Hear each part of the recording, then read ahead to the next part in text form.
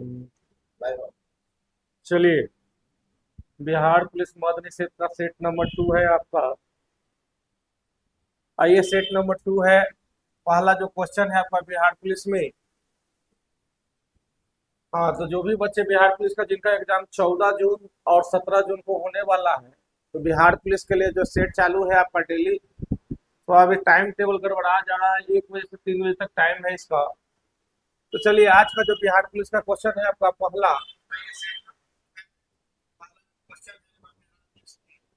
पहला जो क्वेश्चन है आपका कि मोहनजोदड़ो से एक शिला मिला। शिला माने पत्थर मिला था। शिला जिस पर 3 मुख वाले देवता, जिसको पशुपति कहा जाता है, तो जो पशुपति थे, 3 मुख वाले मूर्ति को मिली है, जिसके चारों ओर कुछ जानवर का चित्र विराजमान था। इनमें से कौन सा जानवर का चित्र नहीं मिलता? तो इसमें से बहुत सारे जानवर थे, जैसे हाथी, दूसरा गैंडा, चीता चीता तथा भैंसा भैंसा और एक जानवर का नाम मिलता है जिसमें है आपका बाघ। इन सभी जानवरों का चित्रण मिलता है। तो आंसर हो जाएगा किसका नहीं मिला है भाई? चलिए,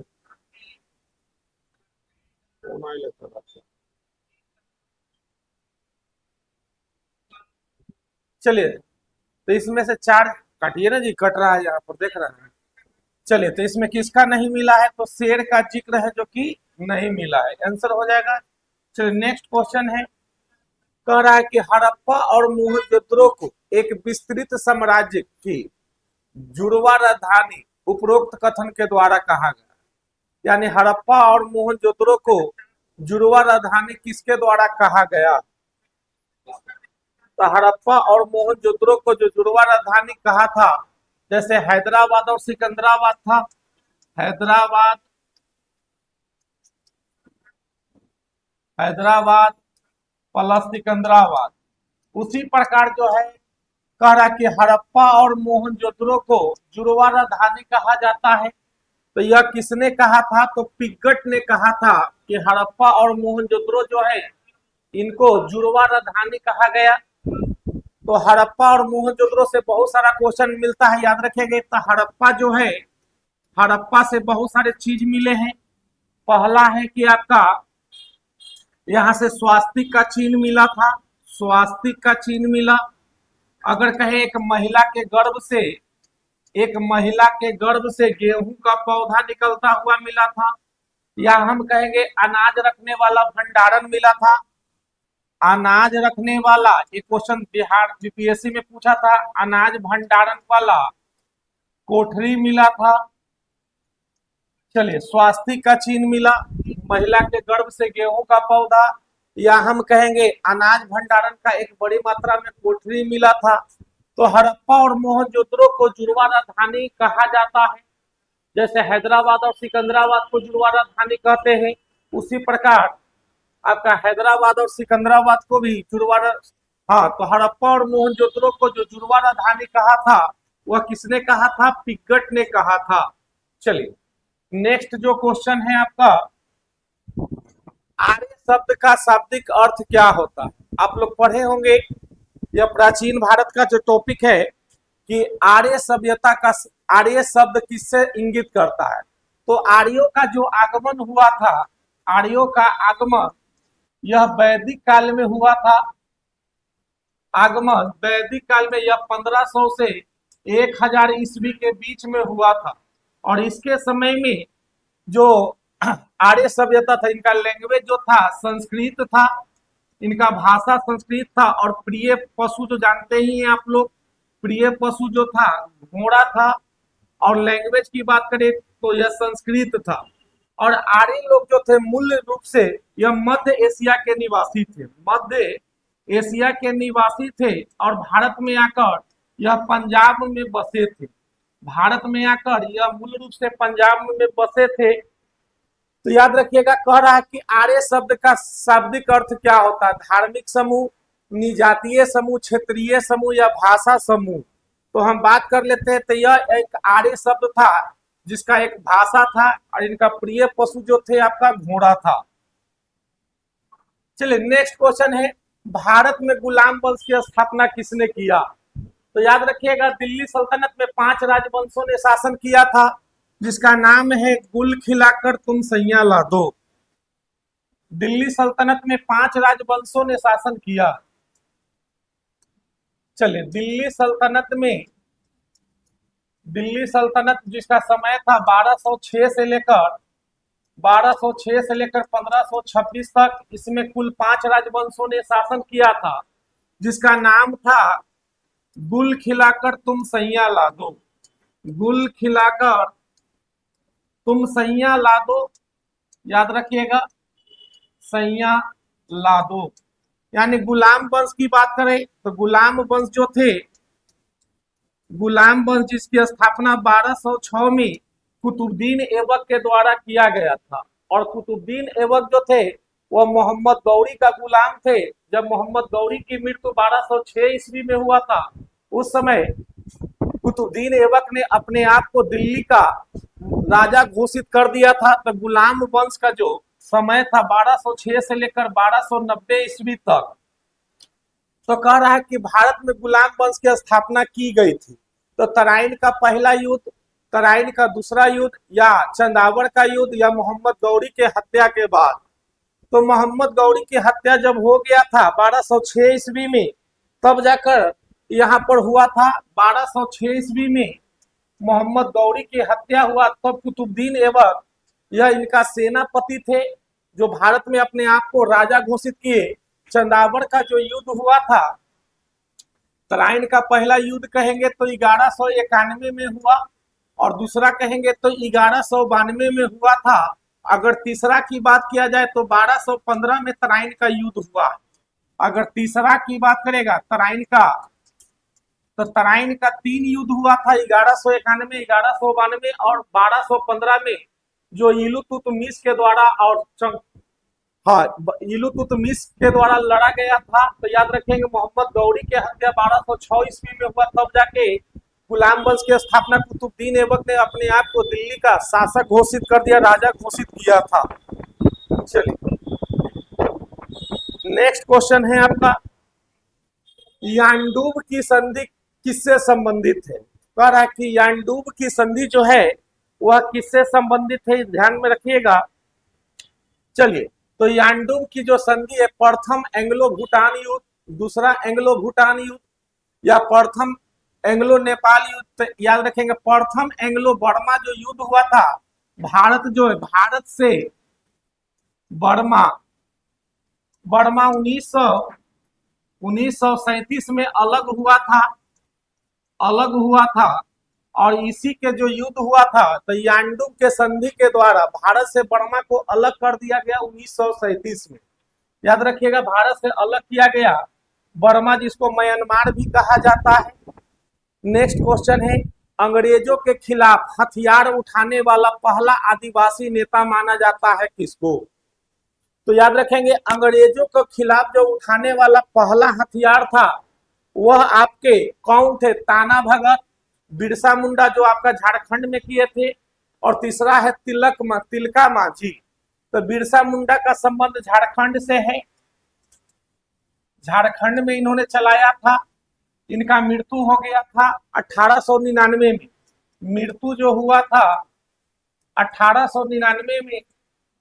चलिए, तीसरा जो है आपका तिलका मांझी, यह इनका संबंध जो पहला बार जो है अंग्रेजों के खिलाफ हथियार उठाने वाला यह पहला आदिवासी थे। तो याद रखेंगे कि अंग्रेजों के खिलाफ पहला जो हथियार उठाया था वह हाँ।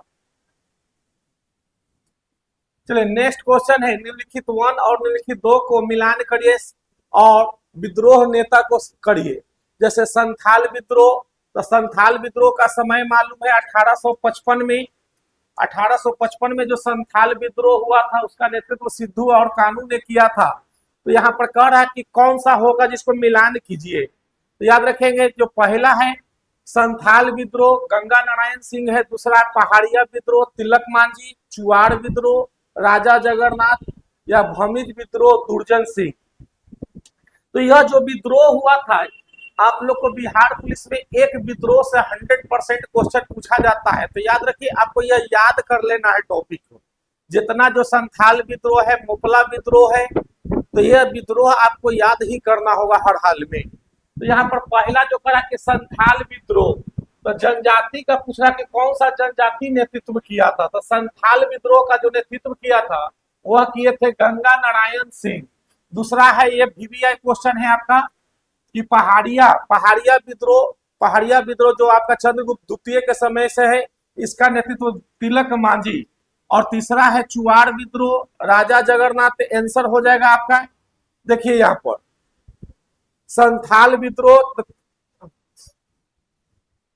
रुक जाइएगा 1 मिनट। चलिए, जो संथाल विद्रोह था,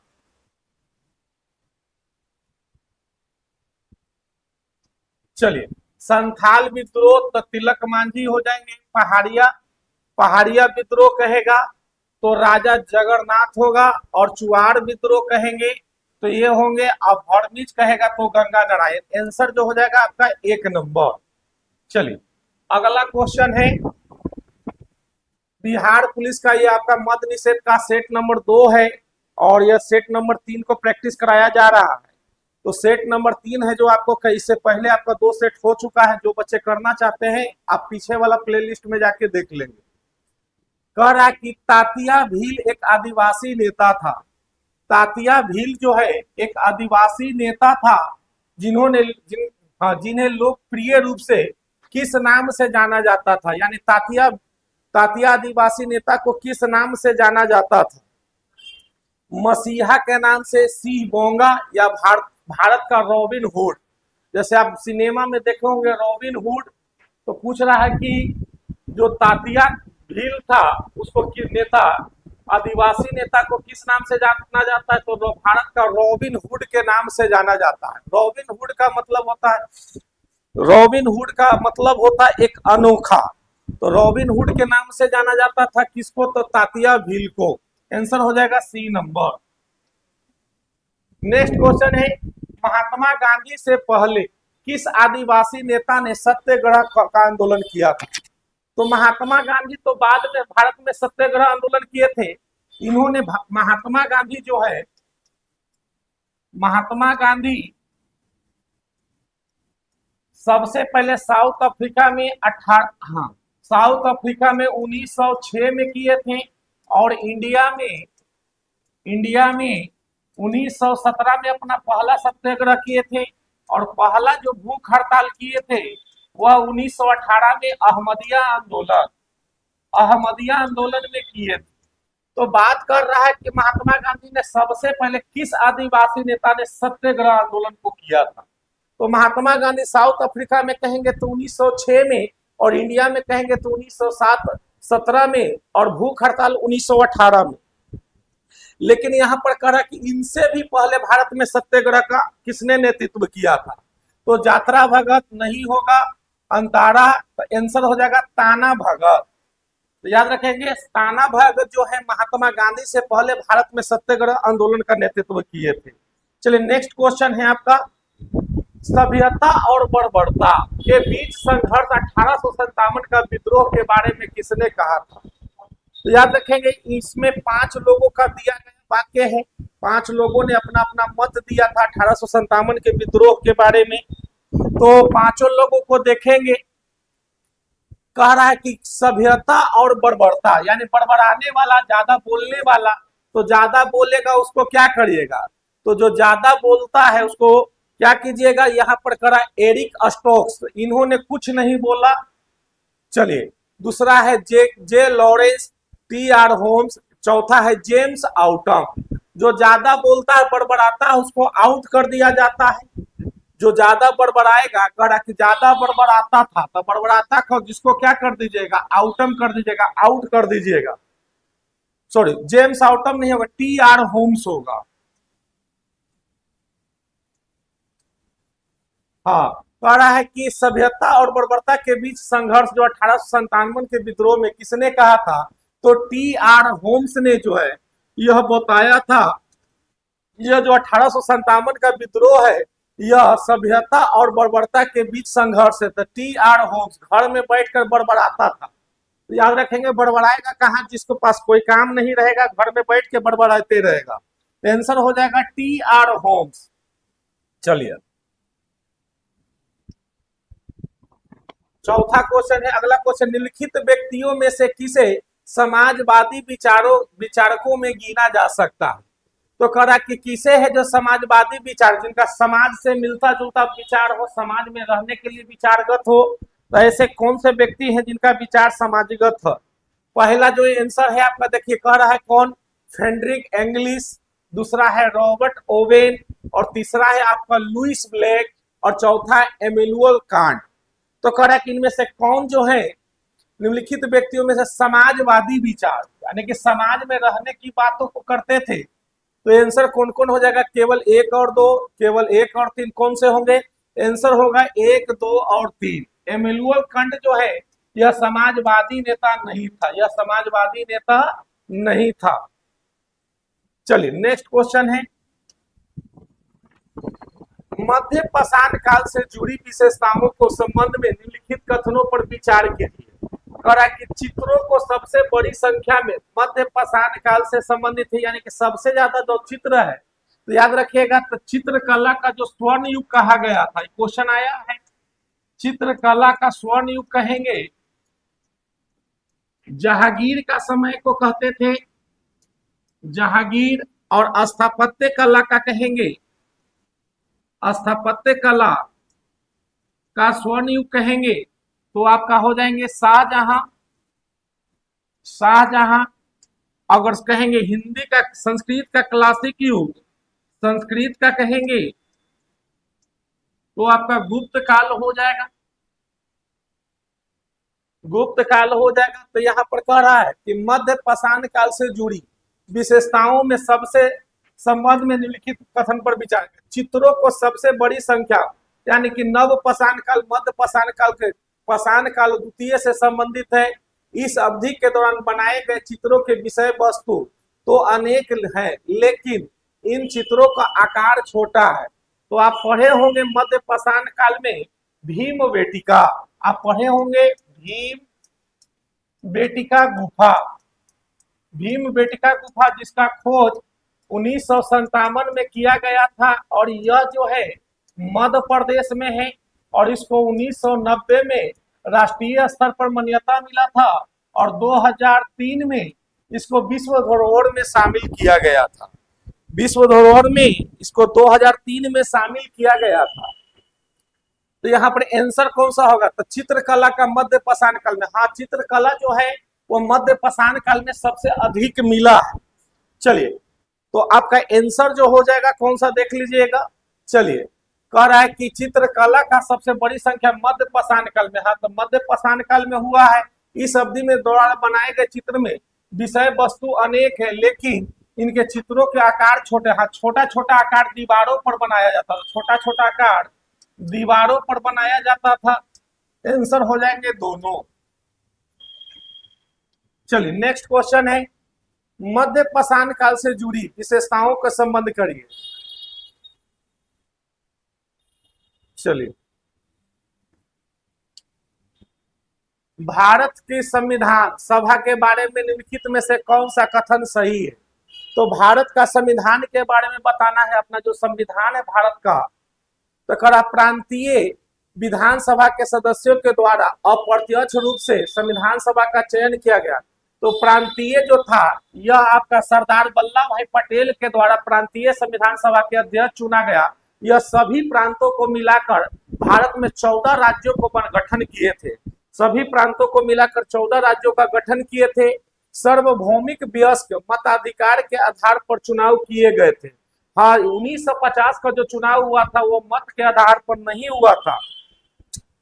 चलिए, कह रहा है कि सार्वभौमिक वयस्क मताधिकार के आधार पर चुनाव हुआ था, तो नहीं, जो 1950 का जो चुनाव हुआ था इसमें डायरेक्टली चुना गया था। डायरेक्टली जो है राजेंद्र बाबू को, डॉक्टर राजेंद्र प्रसाद को राष्ट्रपति और पंडित जवाहरलाल नेहरू को नेहरू को प्रधानमंत्री नियुक्त किया गया था, इसका चुनाव नहीं हुआ था। पहला जो आम चुनाव हुआ था, पहला अगर कहेंगे आम चुनाव तो 1951-52 में, और राज्यसभा या हम कहेंगे लोकसभा का जो पहला चुनाव हुआ था 1952 में। लेकिन 1950 में इसका चुनाव नहीं हुआ था। चुनाव की स्कीम के निर्धारण के लिए कैबिनेट मिशन के द्वारा लाया गया। हाँ, कैबिनेट मिशन आया था। कैबिनेट मिशन जुलाई 1946 में, जुलाई 1946 में आया, 24 जुलाई 1946 को आया था। तो ये दोनों सही है, लेकिन ये क्या है, गलत है, यानी आंसर हो जाएगा कौन सा आपका, 1 और 3। चलिए अगला है बी आर अम्बेडकर, यानी भीमराव अम्बेडकर। चलिए, तो कह रहा है कि भीमराव अम्बेडकर का था संविधान में निर्वाचन हुआ। भीमराव अम्बेडकर जो है देश के आजादी के पहले बंगाल से चुनाव में जीते थे, और देश के आजादी के बाद जो है वह मुंबई से जीते थे, 2 जगह से जीते थे। तो याद रखिएगा, जो पहले जीते थे वह कहां से जीते थे, बी आर अम्बेडकर का चुनाव जो है संविधान सभा में निर्वाचित हुए थे, तो कहां से, तो यह हुए थे पहले कहां से, बंबई से। और आजादी के पहले कहेंगे, देश के विभाजन के पहले तो वह पश्चिम बंगाल से थे। ये सब तो होगा नहीं। आजादी के पहले कहेंगे तो आजादी के पहले कहेंगे तो पश्चिम बंगाल से। नेक्स्ट क्वेश्चन है, चलिए, निम्नलिखित घटनाओं को विचार कीजिए और इन्हीं से कालक्रम में व्यवस्थित कीजिए, सबसे पहले लेकर आखिरी गतिविधि तक।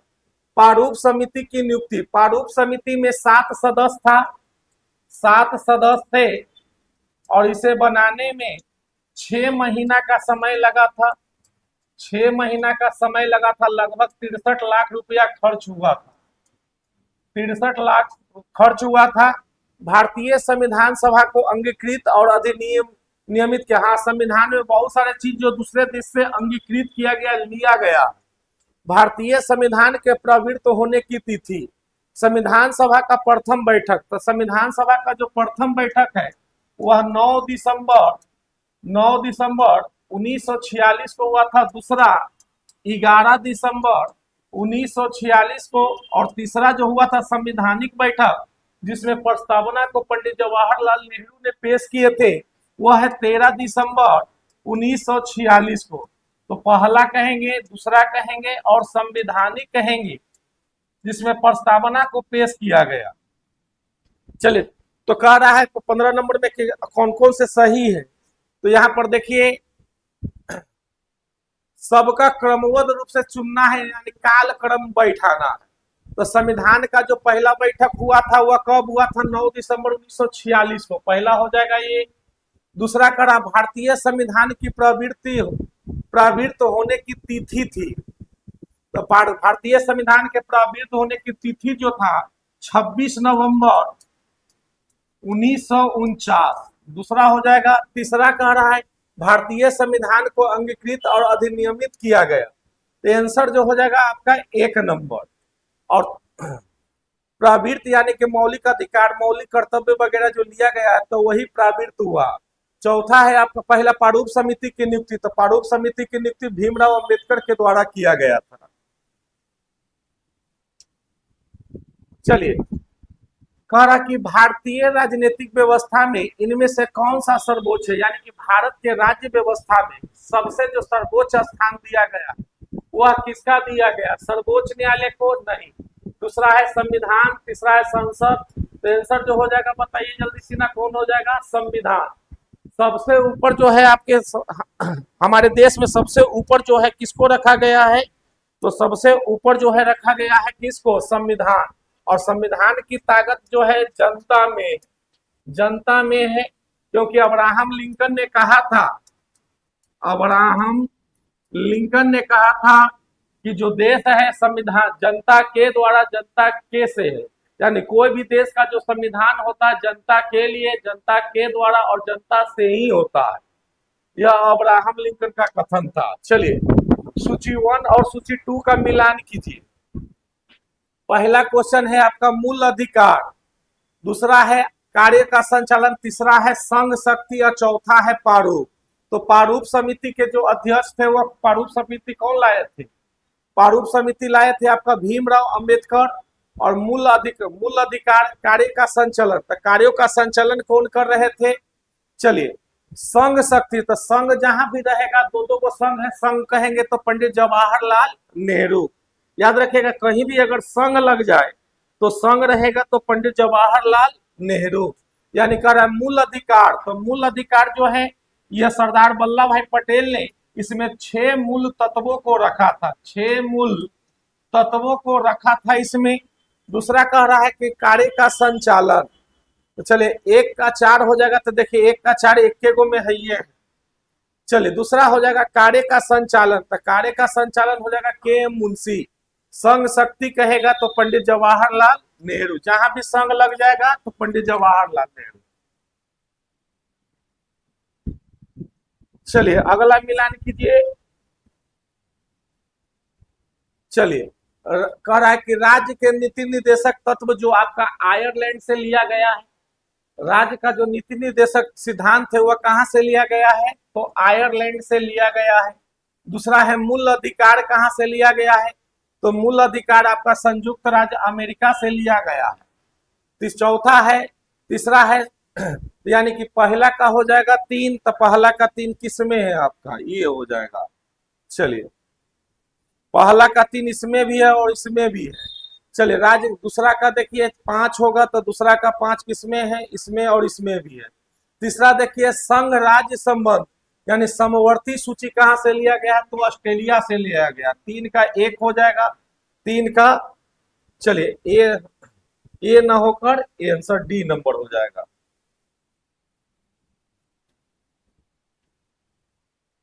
चलिए नेक्स्ट जो क्वेश्चन है आपका सूची 1 और सूची 2 को फिर से मिलान करना है। चलिए यानी करा कि भारत का संविधान में किस देश से ग्रहित किया गया है? तो मूल अधिकार अभी बताए थे कि मूल अधिकार कहां से लिए हैं? अमेरिका से। शासन के संसदीय प्रणाली कहां से लिया गया है? आपातकाल कहेंगे तो कहां से है? जर्मनी से। और राज्य का नीति निर्देशक तत्व कहां से है? तो आयरलैंड से। और अगर शासन का संघीय कहेंगे तो वह कनाडा से लिया गया। आंसर जो हो जाएगा आपका देख लीजिए, मिला लीजिए। चलिए आंसर मिला लीजिए। आंसर जो होगा आपका एक यानी कि कहेंगे सी नंबर होगा इसका आंसर, जो आपका नीचे में दिया हुआ। चलिए एशिया की विशाल नदी मेकांग निम्नलिखित में से किस देश में नहीं बहती है? जो एशिया का जो विशाल नदी है वह मेकांग नदी निम्नलिखित में से कौन से देश में नहीं बहती है? तो याद रखिएगा इस कौन सा देश हो जाएगा जी? आंसर इसका हो जाता है सी नंबर। तो एशिया का जो सबसे है वह कौन सा? मलेशिया जो है यह इससे यहाँ नहीं बहता। याद रखेंगे मेकांग नदी का कि कहाँ नहीं बहता है? तो नहीं बहता है मलेशिया में। जैसे चीन का शोक कहेंगे, चीन का शोक तो हांगहो नदी को कहते हैं। चीन का शोक किसको कहेंगे? हांगहो नदी को। चलिए कोलिमा, कोलिमा जो ज्वालामुखी है, कई बार पूछा जा चुका है, ये VVI क्वेश्चन है आपका।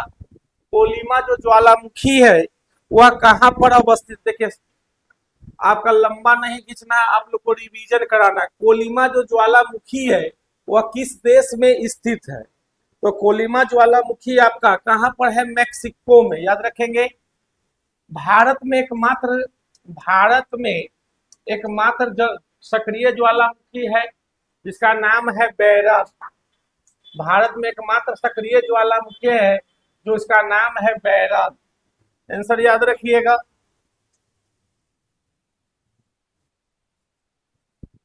चलिए नदियों को उत्तर से दक्षिण की ओर सही क्रम में बताइए।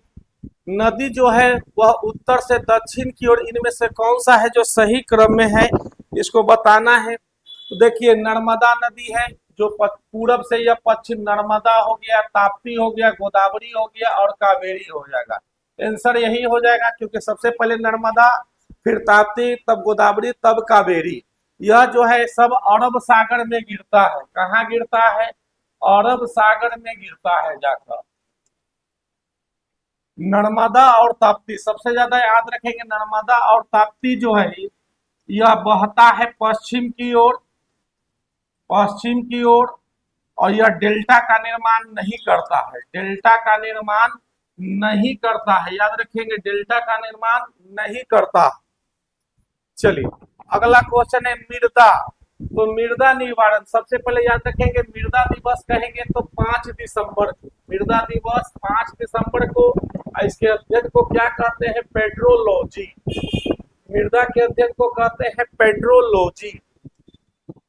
तो याद रखिएगा, तो कह रहा है कि मृदा निर्माण की दर क्या प्रभावित करता है। जो मृदा निर्माण होता है, मृदा का मिट्टी का निर्माण होता है, तो याद रखेंगे भारत में जो है, भारत में 43% जो है जलोढ़ मिट्टी पाया जाता है। भारत में ज्यादातर जो है जलोढ़ मिट्टी, यानी 40% तक जो है जलोढ़ मिट्टी ही पाया जाता है।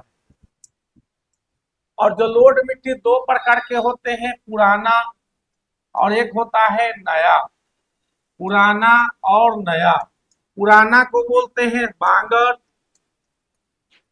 और नया को बोलते हैं खादर, नए को बोलते हैं खादर। तो कह रहा है कि किसके निर्माण के द्वारा होता है, प्रक्रिया क्या क्या होता है मृदा निर्माण में। तो याद रखिएगा जलवायु डिपेंड करता है। हाँ, मिट्टी के निर्माण में जलवायु करता है, तापमान, वर्षा और अपक्षय, यानी कि जो है यह चारों के चारों, जलवायु भी जो है आपका मृदा निर्माण, मृदा मृदा के लिए जरूरी है। जलवायु रहेगा तभी होगा, तापमान भी जरूरी है, वर्षा भी है, और मृदा का अपक्षयन यानी कटान होने जरूरी है। आंसर हो जाएगा सभी। चलिए अगला है गलत कथन को चुनिए। ब्रह्मपुत्र नदी तिब्बत के मानसरोवर झील के पश्चिम से निकलती है और अरुणाचल प्रदेश में भारत में प्रवेश करती है। दूसरा है सिंधु नदी अटक में पर्वतीय क्षेत्र से बाहर निकलती है। तीसरा है कोयना कृष्णा की सहायक नदी है। भारत में दूसरा सबसे बड़ा जल प्रपात कावेरी जो आपका कृष्णा नदी पर है, कृष्णा नदी पर है, बनाती है। तो इनमें से बताना है कि कौन सा कथन जो है आपका वह गलत है। तो ब्रह्मपुत्रा नदी तिब्बत से मानसरोवर झील के पश्चिम से निकलती है, लेकिन अरुणाचल प्रदेश में ना होकर यह असम के ब्रह्मपुत्रा ब्रह्मपुत्रा ब्रह्मपुत्रा के द्वारा भारत में प्रवेश करती है। आंसर जो है आपका 1 नंबर गलत हो जाएगा। चलिए कृष्णा नदी जल विवाद जो है किन दो राज्यों के बीच। तो कृष्णा नदी जो जल विवाद है यह 2 जून 1990 का विवाद है। 2 जून 1990 कृष्णा नदी का विवाद। तो महाराष्ट्र तेलंगाना ये सब नहीं होगा आपका। आंसर कौन सा हो जाएगा, ध्यान से देखिए। कृष्णा नदी का जो विवाद है मुख्य रूप से यह कर्नाटक और तमिलनाडु के मध्य में है। चलिए आंसर हो जाएगा कर्नाटक हो जाएगा और आंध्र प्रदेश, ये दोनों राज्यों के बीच में मूल रूप से विवाद है। तो महाराष्ट्र, कर्नाटक और तेलंगाना। चलिए नेक्स्ट क्वेश्चन है रोडोडेंड्रॉन सिल्वर फॉर जूनिपर किस प्रकार के वन से संबंधित है। जो रोडोडेंड्रॉन है या सिल्वर फॉर जूनिपर कप किस प्रकार से संबंधित है। तो यहाँ पर उष्णकटिबंधीय पर्णपाती, उष्णकटिबंधीय पर्वतीय या बेलाचली के अपरोप। तो याद रखिएगा यहाँ जो हो जाएगा रोडोडेंड्रॉन यह पर्वतीय वन है, यानी कि पर्वतीय यहाँ पर जो लंबे लंबे होते हैं, छोटा पौधा जो घना होता है वह आपका पर्वतीय वन में आते हैं। चलिए नेक्स्ट क्वेश्चन है निम्नलिखित में से किस जनगणना दशक के लिंगानुपात में भारत में सबसे अधिक गिरावट दर्ज किया गया। तो याद रखेंगे भारत का जनगणना थोड़ा देख लीजिए। जनगणना जो है वह समवर्ती संघ सूची में आता है, संघ सूची में आता है। और पहली बार जनगणना 1871 में कराया, 1872 में कराया गया। और अस्थाई कहेंगे तो 1881 में कराया गया। और जनगणना का विभाजन वर्ष कहेंगे 2 बार हुआ था, 1921 में और 1943-51 में। एक हुआ था लघु विभाजन, एक हुआ था महाविभाजन। तो तो कह रहा है कि निम्नलिखित में से सबसे ज्यादा जो लिंगानुपात, तो भारत का जो लिंगानुपात है, भारत का जो लिंगानुपात है 943, यानी कि 1000 पुरुषों पर महिलाओं की संख्या, 1000 पुरुषों पर महिलाओं की संख्या। तो याद रखेंगे तो 21 वर्ष जो जनगणना है वह दशक सबसे कम रहा है जी। तो जनगणना का जो कहेंगे दशक सबसे कम जो रहा है वह 1961 से 71 में, 1961 से 71 के बीच में 1965 में युद्ध हुआ, भारत पाकिस्तान, इंडिया पाकिस्तान। 1966 में सुखाड़ भी आया था, इसी कारण 66 से 69 तक के आपका पंचवर्षीय योजना को निलंबित कर दिया गया। तो आंसर हो जाएगा 1961 से। यह आपका जनसंख्या का महाविभाजन वर्ष है। यह स्वतंत्र भारत का पहला जनगणना हुआ था। स्वतंत्र भारत का पहली जनगणना कहेंगे तो 1951 में हुआ था आपका। चलिए नेक्स्ट क्वेश्चन है, भारत में सर्वाधिक क्षेत्रों में पाई जाने वाली मृदा कौन सा। अभी बताए थे कि भारत में सबसे अधिक मात्रा में पाया जाने वाला मृदा का नाम है जलोढ़ मिट्टी, जो लगभग 40% है। और यह दो प्रकार के हैं, एक पुराना और एक नया। पुराना को कहते हैं बांगर और नया को बोलते हैं खादर। पुरानी जलोढ़ मिट्टी को कहेंगे बांगर और नया को कहेंगे खादर। काली मिट्टी जो है आपका, यह महाराष्ट्र प्लस गुजरात, यहाँ पर पाया जाता। लेटेराइट मिट्टी जो है आपका चाय के लिए उपयुक्त है, लेटेराइट। चलिए नेक्स्ट जो क्वेश्चन है आपका, निम्न में से किस मृदा में लोहा होती है एवं सिलिका की प्रबलता होती है। तो याद रखिएगा जो लाल होगा तो लाल मृदा का कारण ही होता है आयरन ऑक्साइड। लेटेराइट मिट्टी में जो रंग लाल मिट्टी और लेटेराइट मिट्टी होता है। काली मिट्टी में हम कहेंगे तो काली मिट्टी चाय और कॉफी के लिए, चाय प्लस कॉफी प्लस कपास, इसमें तीनों होता है। लेकिन लेटेराइट में कहेंगे तो केवल चाय होता है। और जलोढ़ कहेंगे तो धान प्लस गेहूं, धान प्लस गेहूं के लिए उपयुक्त माना जाता है। तो कह रहा है कि किस में, तो लाल होगा तो किसके कारण, मिट्टी का रंग लाल होता है आयरन ऑक्साइड के कारण ही, आयरन ऑक्साइड के कारण ही होता है लाल। चलिए आंसर हो जाएगा सी नंबर। चलिए नेक्स्ट क्वेश्चन है, भारतीय वन प्रबंधन संस्थान की स्थापना कब हुआ। तो कह रहा है कि भारतीय वन प्रबंधन संस्थान की स्थापना वर्ष हुआ। चलिए तो आइए, भारतीय वन अनुसंधान कब बना है और कहां पर बना है। तो भारतीय वन अनुसंधान भोपाल में 1982 में बना था। भारतीय, अगर बात करें वन का, वन अधिनियम, तो वन अधिनियम की बात करें तो वन अधिनियम जो एक्ट अगर कहें, कानून अगर कहेंगे तो 1972 में बन गया था। अगर बाघ अधिनियम कहेंगे तो 1973 में बन गया था। अगर पर्यावरण कहेंगे, पर्यावरण कहेंगे तो 1974 में हुआ था।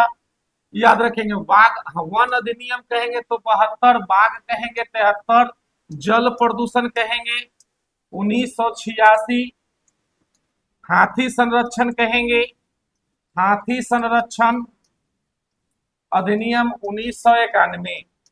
चलिए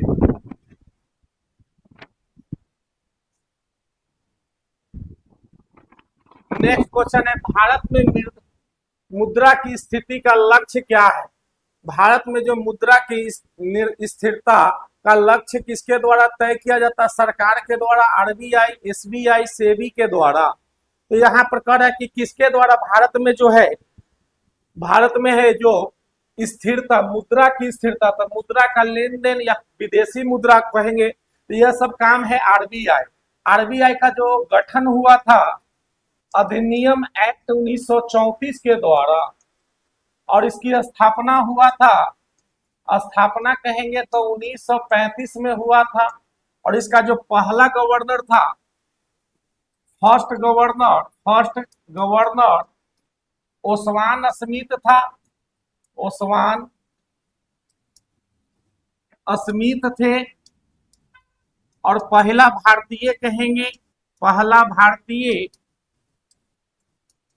सी डी देशमुख। और पहली महिला अगर कहेगा, पहली महिला कहेंगे के जी उदेसी थे। और आरबीआई की कहेंगे, राष्ट्रीयकरण अगर कहेगा, राष्ट्रीयकरण कहेंगे तो 1950 में आरबीआई, 1949 में 1 जनवरी 1949 को आरबीआई का राष्ट्रीयकरण किया गया था। एसबीआई कहेंगे तो 1955 में, सेबी कहेंगे तो 1982 में। और चलिए आंसर हो जाएगा आरबीआई। नेक्स्ट क्वेश्चन है, टैक्स टू जीडीपी का अनुपात किससे मापा जाता है? जो टैक्स होता है, GDP growth domestic gross domestic, चलिए तो कह रहा है कि टैक्स टू जीडीपी का अनुपात किससे मापा जाता है? याद रखेंगे, जो ग्रॉस होता है वह किससे मापा जाता है? टैक्स की क्षमता रोजगार के द्वारा किसी के उत्पादन या निर्यात। तो याद रखें, जो टैक्स होता है वह किसके द्वारा मापा जाएगा? रोजगार के द्वारा। तो रोजगार से तो इसको सरकार को कोई मतलब ही नहीं है। कृषि तो केवल एग्रीकल्चर पर नहीं होता, क्योंकि हमारे यहाँ जो है सबसे पहले 3 प्रकार के होता है। तो सबसे ज्यादा जो योगदान होता है वह प्रथम सेक्टर का, सेक्टर 3 में बांट दिया है। प्रथम सेक्टर, द्वितीय और तृतीय।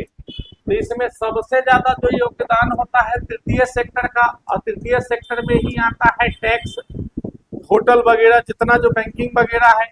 प्रथम सेक्टर में आता है आपका कृषि, तो इसका योगदान सबसे कम है। द्वितीय सेक्टर में आता है आपका खदान वगैरह, खदान हो गया, या हम कहेंगे कंपनी वगैरह, कंपनी या उत्पाद कहेंगे। तो यानी कि सबसे ज्यादा जो होता है तृतीय सेक्टर का, यानी कि कर का क्षमता, टैक्स। चलिए, निम्नलिखित करों में का प्रत्यक्ष कर और अप्रत्यक्ष कर समूह में बांटिए। तो देखिए, प्रत्यक्ष कर कहेंगे, टैक्स की बात करें तो डायरेक्ट टैक्स, इसका ट्रिक है आई मणभूमि, मणभूमि लेकर संपत्ति, लेकर संपत्ति। याद रखेंगे डायरेक्ट टैक्स में कि आई मणभूमि लेकर संपत्ति, यानी आयकर, यानी इनकम टैक्स, इनकम टैक्स यानी भूमि कर, भूमि कर, संपत्ति संपदा कर, संपदा कर या संपत्ति कर। यह सब जो टैक्स है आपका, आपका डायरेक्ट टैक्स है। उपहार कर, उपहार कर यानी कि जो हम लोग कहीं विदेश में जाकर कोई चीज अगर जीतते हैं तो यह जो टैक्स जो सरकार हमसे लेता है वह डायरेक्ट टैक्स होता है। चलिए, तो कर निम्नलिखित में से करों का प्रत्यक्ष कर और अप्रत्यक्ष कर में बांटिए। आयकर, दूसरा है जीएसटी, पूंजी लाभ कर, उत्पाद शुल्क। तो बताइए प्रत्यक्ष कर में कौन कौन हो जाएगा जी? तो आयकर जो है आपका प्रत्यक्ष कर हो जाएगा। चलिए, फिर आपका पूंजी लाभ कर है, तो आंसर कौन सा हो जाएगा जल्दी से न बताइए। तो 1 नंबर में आय प्रत्यक्ष कर में देखिए, एक तो इकरा में है लेकिन इसमें नहीं है, तो ये तो गड़बड़ हो गया। दूसरा कह रहा है, दूसरा इसमें देखिए 3 और 4 है। उत्पाद शुल्क, तो उत्पाद शुल्क जो है आपका प्रत्यक्ष कर न होकर अप्रत्यक्ष कर है।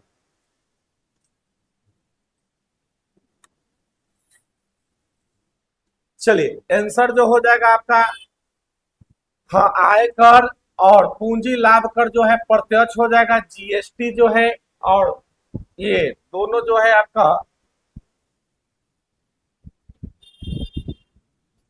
1 नंबर।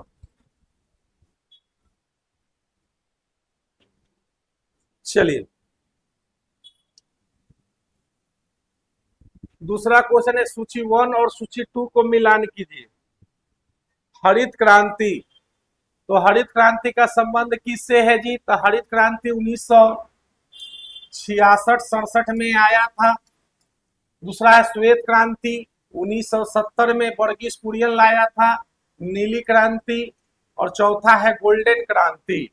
तो हरित क्रांति का संबंध देखिए, श्वेत क्रांति हो जाएगा आपका दूध से, नीली क्रांति मछली से, और अगर हरित क्रांति कहेंगे तो बागवानी से, और यानी कि हो जाएगा 2 का 1, 2 का 1 इसमें है केवल। चलिए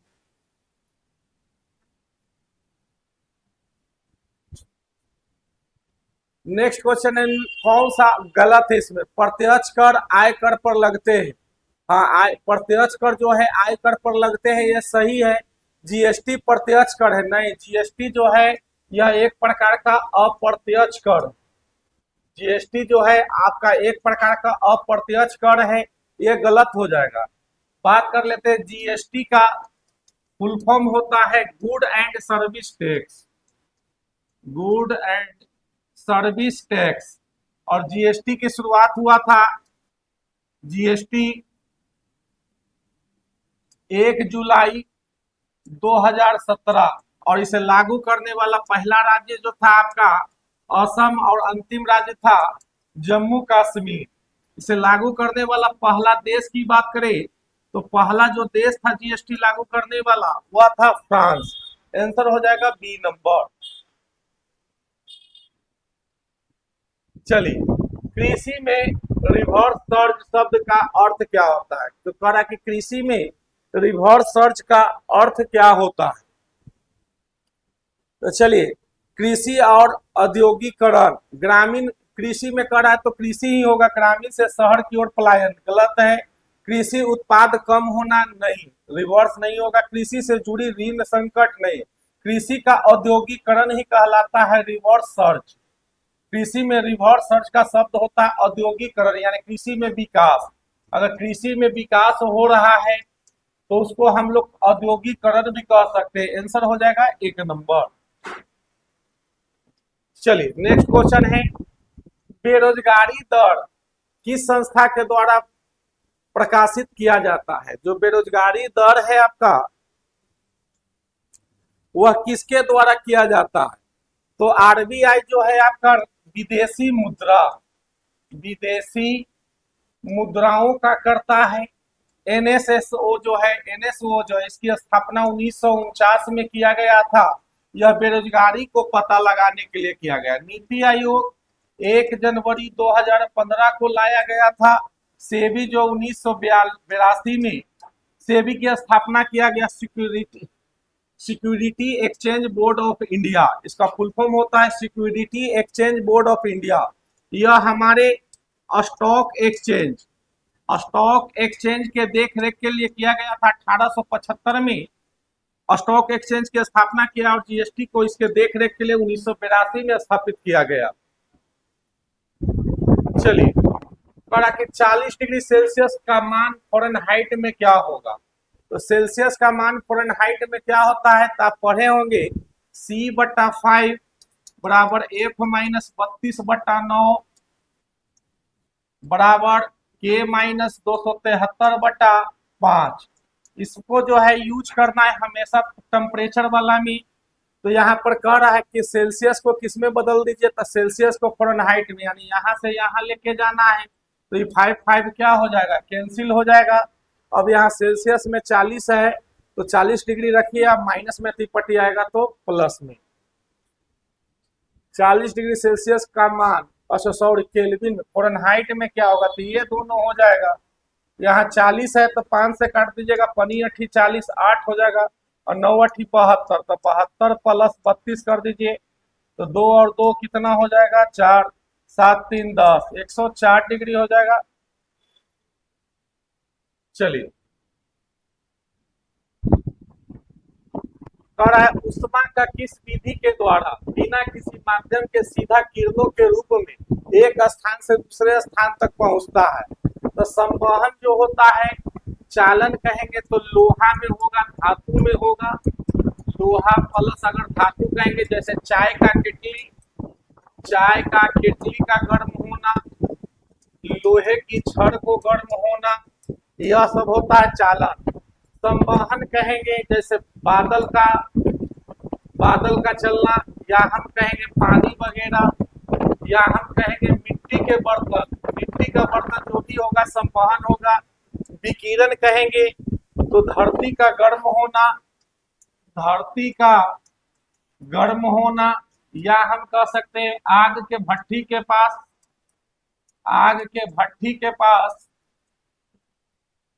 खड़े होने पर आग के भट्ठी के पास खड़ा होने पर, तो आंसर हो जाएगा किसमें होता है जो किरण, तो आंसर हो जाएगा विकिरण।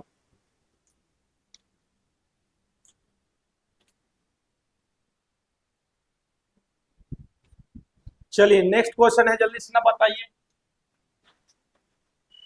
कौन सा है जो प्राथमिक रंग है। आप लोग पढ़े होंगे इंद्रधनुष, तो इंद्रधनुष दो प्रकार के होता है, प्राथमिक इंद्रधनुष और द्वितीय इंद्रधनुष। प्राथमिक जो है वर्षा के बाद होता है, वर्षा के बाद, और ये है वर्षा के ठीक पहले। इसमें दो क्रिया दो बार होगा, दो क्रिया दो बार, इसमें एक क्रिया दो बार और एक क्रिया एक बार, दो बार आप 6 पर ना, दो एक बार पर 6 पर याद रखेंगे। तो प्राथमिक रंग कह रहा है, तो प्राथमिक रंग जानते ही आप लोग आरजीबी, यह जो है आपका प्राथमिक रंग है, रेड ग्रीन और ब्लू। और द्वितीय रंग जो होता है यह इसी को मिलाकर होता है, आरजीबी को मिलाकर आरजीबी। लाल और हरा को मिलाइएगा तो क्या बनेगा, पीला ये हो जाएगा। और हरा और ब्लू को मिलाइएगा तो क्या बनेगा, पिकॉक, नीला।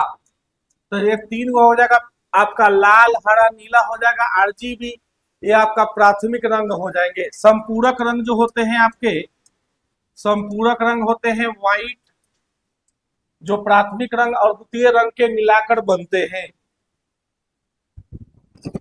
जब प्रकाश एक माध्यम से दूसरे माध्यम में प्रवेश करेगा तो क्या होगा, सबसे पहले याद रखिएगा, जब प्रकाश की किरण एक माध्यम से दूसरे माध्यम में प्रवेश करता है तो क्या होता है, आवृत्ति है जो अपरिवर्तित रहेगा, ये सबसे इंपॉर्टेंट है।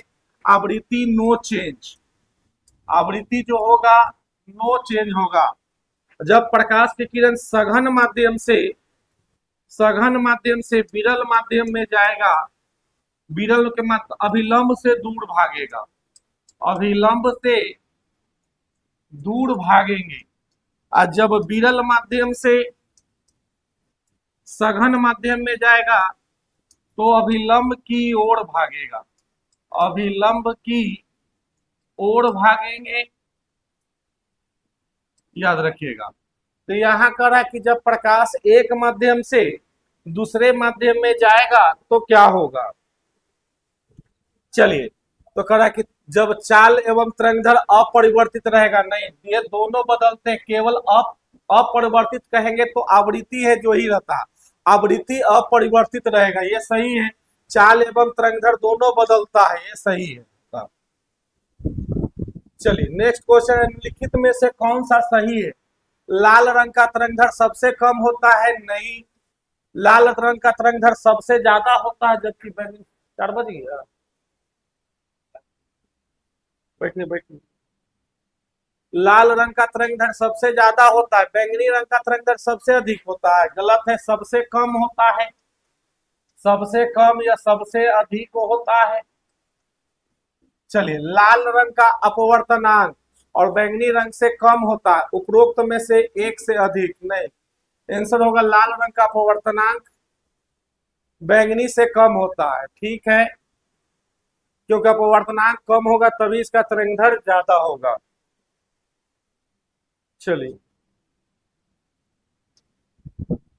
अगला है, किसी यौगिक में विद्यमान संगठकों में पृथक करने के लिए निम्नलिखित में से किस विधि का उपयोग किया जाता है? कह रहा है कि किसी यौगिक में यानी कंपाउंड में विद्यमान संगठकों को पृथक करने के लिए निम्नलिखित में से किस विधि का प्रयोग होता है? तो आप लोग जो मेटल वगैरह होता है जो आप जानते हैं, यहाँ पर देखिए पहला है आपका विद्युत रासायनिक विधि, दूसरा है तापमान विधि, और तीसरा है कंपाउंड की बात है तो यौगिक तो हो, तीसरा है प्रभाजी आसवन यानी कि जैसे समुद्री जल वगैरह कहेंगे, अपघटन यानी कि तोड़कर सड़ा गलाकर। तो पहला जो है कंपाउंड की बात कर रहा है, तो आप लोग कंपाउंड जानते हैं। चलिए कंपाउंड की बात कर रहा है तो आप लोग जान रहे हैं कि जो कंपाउंड होगा वो हमेशा किसको टेम्परेचर देंगे, तो टेम्परेचर के बाद सॉलिड लिक्विड गैस में जो चेंज होगा, तो जैसे ही अगर कंपाउंड की बात करेगा, यौगिक की बात करेगा, तो यह टेम्परेचर विधि द्वारा होता है। याद रखेंगे अगर मेटल वगैरह कहेंगे, जैसे जल का समुद्री जल का शुद्धिकरण कहेंगे प्रभाजी आसवन, या आप लोहा एल्युमिनियम कहेंगे, एल्युमिनियम तांबा वगैरह कहेंगे तो विद्युत अपघटन के द्वारा होता है। आंसर जो होगा तापमान के विधि, यानी टेम्परेचर को बदल बदल के हम कंपाउंड को चेंज कर सकते हैं। दीवारों पर संवेदी करने के दौरान बुझा हुआ चूना वायु में उपस्थित कार्बन डाइऑक्साइड के साथ धीमे गति से अभिक्रिया करके दीवारों पर कैल्शियम कार्बोनेट का एक पतली परत बनाता है। निम्न में से कौन सा अभिक्रिया यह सही है? तो याद रखिएगा जो आपका चूना पत्थर होता है, चूना पत्थर जिसको हम लोग कैल्शियम ऑक्साइड भी कहते हैं, और जब इसको जल में मिला दिया जाता है तो यह टूट जाता है, CaOH का होल ट्वाइस हो जाता है, यानी चूने का पानी भी कह सकते हैं या दूधिया चूना कह सकते हैं। तो यह जो बनता है वह किससे बनेगा? तो ध्यान दीजिए, तो यहाँ जब दीवार पर लगाते हैं, जब इसमें से कार्बन डाइऑक्साइड गैस निकलता है तो इसका रंग जो है उजला कर देता है और तापमान को बढ़ा देता है। टेम्परेचर जो है आपको ही बढ़ा देता है।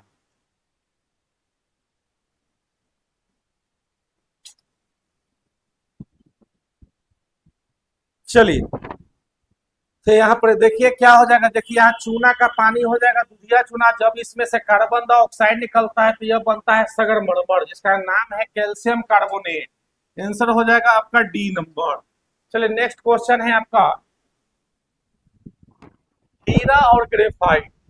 चलिए हीरा और ग्रेफाइट के बारे में निम्नलिखित में से कौन सा कथन है? हीरा है जो कठोर एक तत्व है, हाँ ये सही है। हीरा है जो एक कठोर होता है, किंतु ग्रेफाइट है जो मुलायम और फिसलन युक्त होता है। हीरा और ग्रेफाइट की संरचना समरूपी होता है, नहीं, हीरा है जो चतुष्फलकीय होगा, चतुर्फलकीय, और ग्रेफाइट जो होगा आपका षटकोणीय होता है। चलिए हीरा और ग्रेफाइट सदृश भौतिक एवं रासायनिक गुण दोनों धर्म होते हैं। आंसर हो जाएगा एक नंबर। चलिए निम्नलिखित में से कौन सा पदार्थ यौगिक है? यानी कि यहाँ कौन सा पदार्थ है जो आपका कंपाउंड है, सकरा है, वायु है, और दूध है, और चाय है, यानी कि इसमें से कौन है जो एक यौगिक बनाता है? चलिए तो यौगिक की बात करेंगे तो चलिए सबसे पहले ध्यान दीजिए, सकरा मने हो गया आपका चीनी, वायु जो है आप जानते हैं कि एक मिश्रण है, इसमें सभी गैसों का मिश्रण होता है।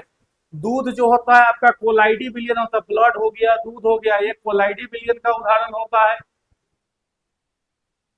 चलिए अब लगता है स्टॉप पे कर देना, नहीं 50 तक खाली खींचना था। चलिए तो सकरा कहेंगे तो इसमें वाटर, वाटर प्लस शुगर जो होगा, शुगर तो यह एक प्रकार का कंपाउंड होता है। चलिए वायु जो है आपका एक प्रकार का मिश्रण है। दूध जो है, दूध हो गया मिल्क प्लस ब्लड, ये आपका कोलाइडी विलयन है, कोलाइडी विलयन है। चलिए आंसर जो हो जाएगा आपका एक नंबर। चले चलिए, निम्नलिखित में से कौन सा ऑक्सीजन अभिक्रिया नहीं? तो कड़ा निम्नलिखित में से कौन सा ऑक्सीजन अभिक्रिया नहीं? ऑक्सीजन नहीं होगा, ऑक्सीकरण होगा। ऑक्सीकरण अभिक्रिया नहीं। लोहे पर जंग लगना, तो यह लोहे पर जंग लगना आप जानते हैं, यानी कि ऑक्सीजन के द्वारा ही लगता है, यानी कि हवा में उपस्थित ऑक्सीजन के कारण ही लोहे पर जंग लगता है, तो ये तो है। दूसरा कह रहा है दहन होना, तो कोई भी चीज तभी दहन होगा जब वायु में ऑक्सीजन की मात्रा होगा। तीसरा है सोडा बोतल का खोलना, जब सोडा बोतल को खोलते हैं तो इसमें से गैस निकलता है CO2। चौथा है विकृत विकृत गंधिता, यानी कि गंध को बाहर निकलना। तो आंसर देख लीजिए क्या होगा, बताइए जी। आंसर होगा सोडा बोतल का खुलना, यानी इसमें से कौन सा गैस बाहर निकलता है? तो कार्बन डाइऑक्साइड। जब ये निकलेगा तो वहां का जो टेम्परेचर होगा उसको क्या करेगा? यह बढ़ा देगा, बढ़ाएगा। चलिए नेक्स्ट क्वेश्चन है, निम्नलिखित में से कौन सा कथन सत्य है? जो आपको अगला क्लास में करा दिया जाएगा। चलिए मिलते हैं अगले क्लास में। हाँ? चलिए आप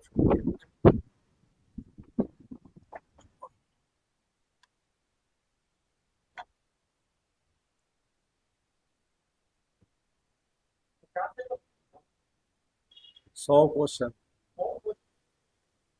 बिहार पुलिस वाला